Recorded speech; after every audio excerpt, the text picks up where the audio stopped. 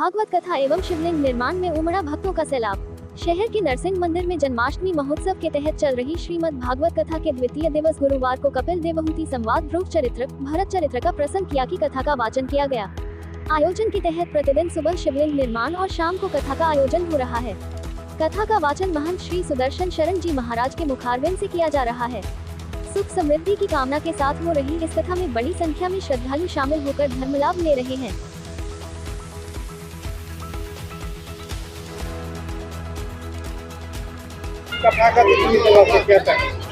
आज श्रीमद् भागवत कथा का द्वितीय दिवस का बड़े सुंदर भाव के साथ में शुभारंभ हुआ, जिसमें ब्रह्म का निरूपण किया गया है कि ब्रह्म है क्या।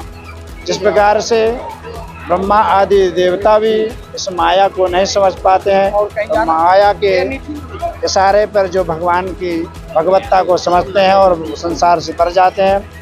और नारद जी महाराज ने अपना पूर्व वृत्तांत बताया, बिना संत कृपा से भगवत प्राप्ति नहीं हो सकती है।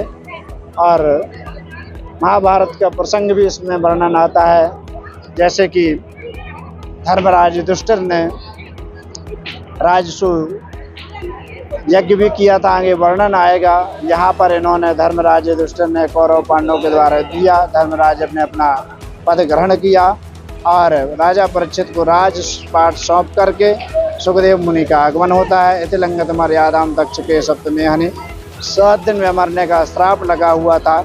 इसके माध्यम से सुखदेव मुनि का आगमन हुआ और सुखदेव मुनि से राजा परीक्षित ने एक ही प्रश्न पूछा, म्रियमाणस्य सर्वदा, म्रियमाण व्यक्ति को क्या करना चाहिए, क्या नहीं करना चाहिए। इसके विषय में हम लोग कल तृतीय दिवस की कथा को श्रवण करें।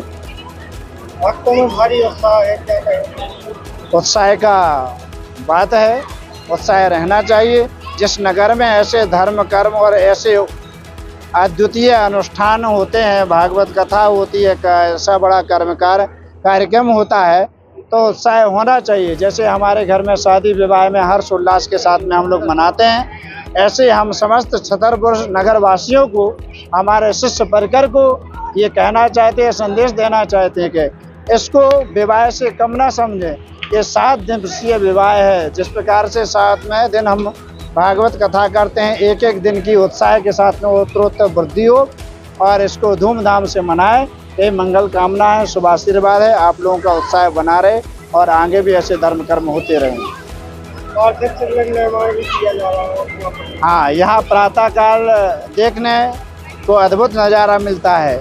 जिस प्रकार से आप कथा में जनता का जनसैलाब देखते हैं, इसी प्रकार से प्रातःकाल माताएं हमारी बड़ी अग्रगण्य हैं। अपने गृह कार्यों को छोड़ करके, गृह कार्यों को निवृत्त करके, लेकिन पूजा पाठ अभिषेक में ऐसे तल्लीनता के साथ में आती हैं कि 7 दिन हमें लगता है घर द्वार को ध्यान ही नहीं दे रहे हैं। इनका मकसद है भगवत प्राप्ति का।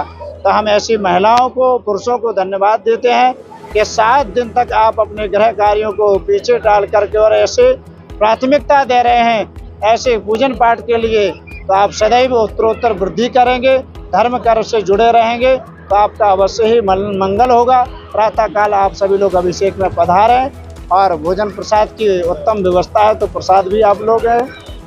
कथा सुनने से क्या पुण्य आयोजित होता है? श्रीमद् भागवत कथा श्रवण करने से या कथा श्रवण करने से तब कथामृतम तप्त जीवनम कवि विरेडितम कल्मषापहम। कथा श्रवण करने से व्यक्ति के जीवन में मंगल होता है, पाप और कल्मषों को दूर होता है और व्यक्ति सद्मार्ग पर चलता है और व्यक्ति का कल्याण होता है।